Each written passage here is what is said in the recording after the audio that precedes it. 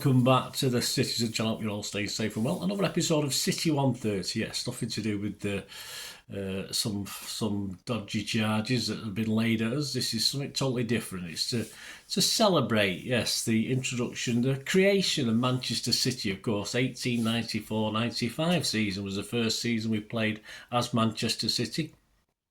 And we're now in the 2024-2025 season. So I call it CITY130. All right, so of course we're in 231st season, but you know what I mean. You see where I'm going with this. It's a little bit of a special. We're going to look at the old and new of City at home to Fulham. Yes, so we're going to have a look at that today. I'm recording this on September the 30th, 2024. So any facts I've gleaned for this vlog are true at that point in time, so if anything changes after that, or my apologies if I get anything wrong, but I've done as much research as I can, and all the things I know as true that I'm going to state in this. And I'm recording this prior, of course, to we play Fulham at home on the 5th of October 2024, so of course this is going out before that. Before we have a look at City old and new against Fulham, please, if you are new to the channel, push that subscribe button, push the bell notifications. We do have memberships for the channel now. If you're that way inclined, you can support me. There's other ways as well I'll tell you about, but if you can support me through that, you get early access to all my vlogs, and of course a big library of history vlogs that have not yet been released on YouTube, so you get media access to all them. You can even have a copy of the scripts, guys, the script for these things. So if I've done a favourite manager, a favourite player, a favourite match, you can have a hard copy of the script to do with as you wish as well. So that's all for members. And I do some film and TV stuff as well. So if that's of any interest, have a check through that on the channel. Or, somebody might be interested in that who's not particularly interested in the football. I know it's odd to think, isn't it? But it does happen. Point them in my direction. Of course, you can always help me out by looking at the ads as well. Obviously the ads will pop up and you can skip them. But if you do watch them rather than skip them, perhaps go on your mobile phone for 30-45 seconds. That helps me out, of course, income-wise. And of course, if you follow a link, if you do fancy anything on the ads, which can happen, follow the link. That'll help as well. And of course, we do have sponsors. I'll have a quick word for them before we go. The channel at the moment, if you want interested in sponsoring us, my socials will be on screen at the end, or just contact me through this YouTube. And of course, the other way of helping me and supporting me, just give us a like. Always appreciated. Just give us a like, guys. Be fantastic. Right, let's get back to this. City at home to Fulham. Well, of course, the very first game we played at home to Fulham was at Hyde Road. That was back in 1910. It was back in Division 2 at that stage.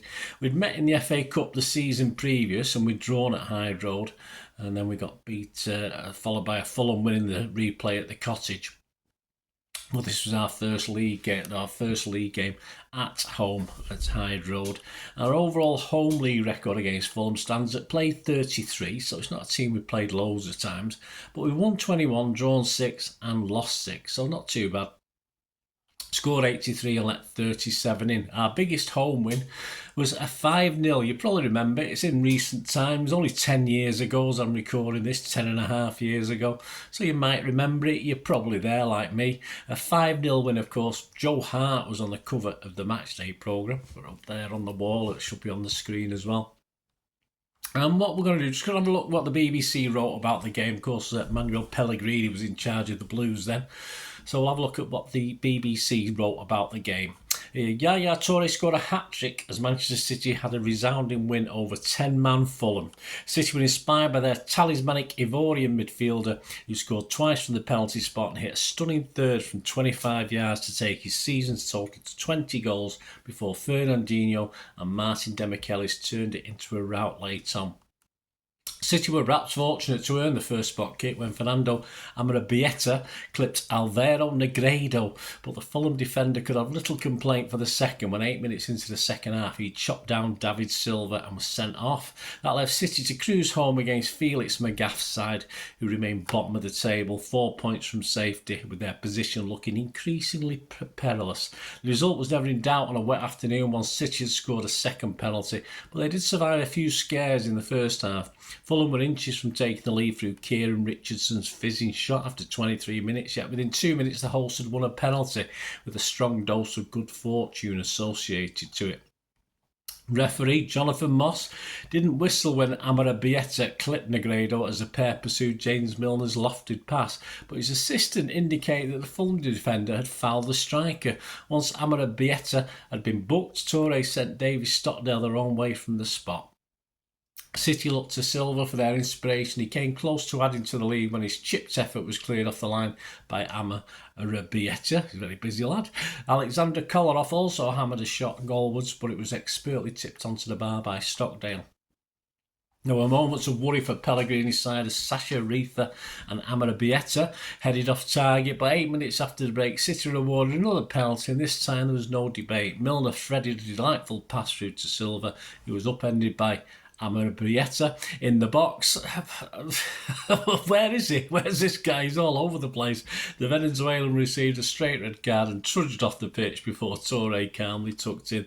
The best was still to come from the Ivorian as he collected a well-worked free kick and curled the ball into the top corner for the latest addition to his stunning goals collection this season. By this stage, Fulham were distraught and shattered, and their misery was complete when Fernandinho found the roof of the net after a burst into the box following a corner 6 minutes from time.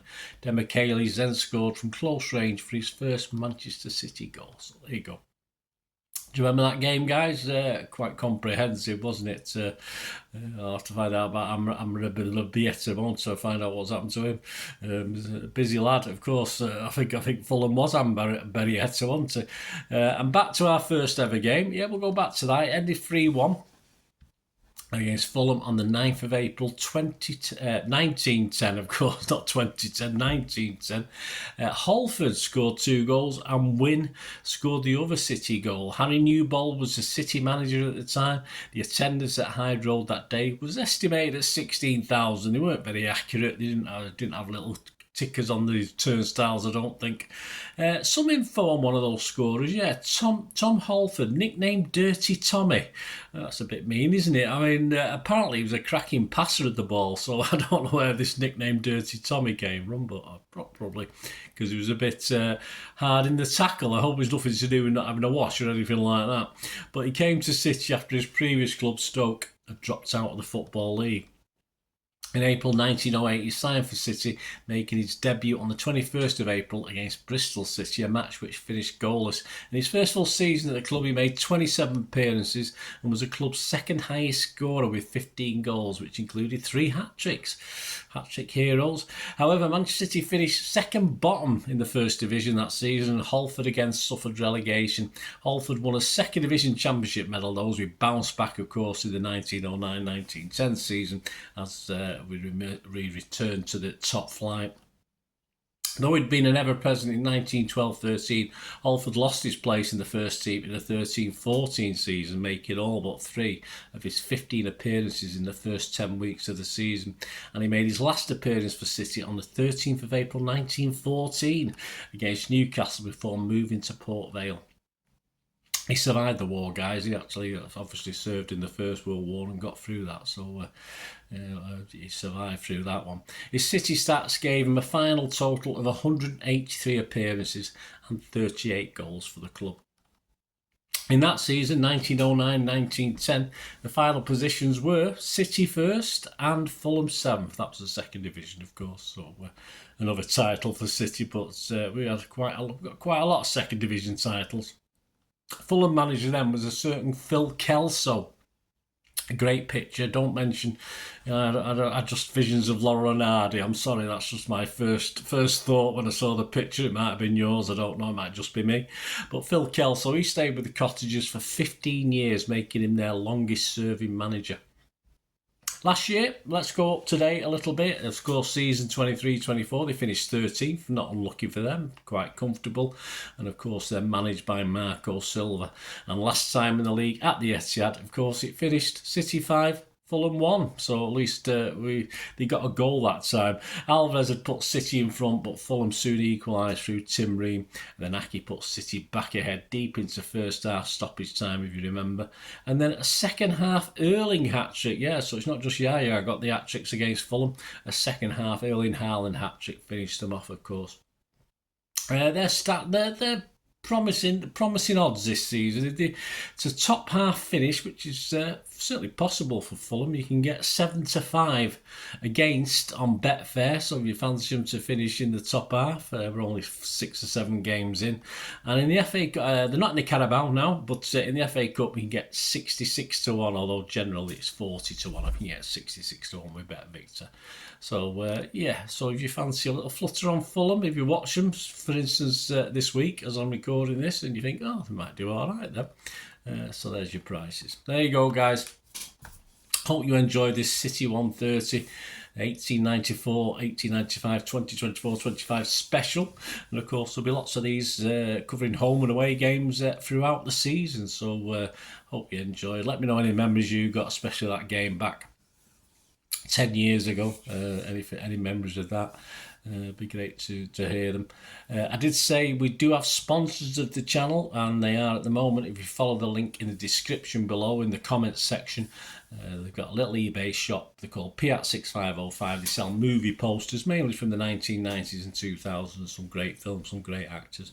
But they do DVDs as well, some rarer Hollywood classics and rarer foreign language classics as well. So check out the site, guys. If there's anything you fancy and you do place an order, mention me, just say Bernard sent me, or send them a message saying Bernard recommended, or I listened to Bernard, and they will automatically knock you 10% off as well. So not only are they reasonably priced, they get 10% off, and they've been on eBay and they've had their own place and shops, etc. over the years. They've been on eBay almost 13 years, I think, 12, 13 years plus.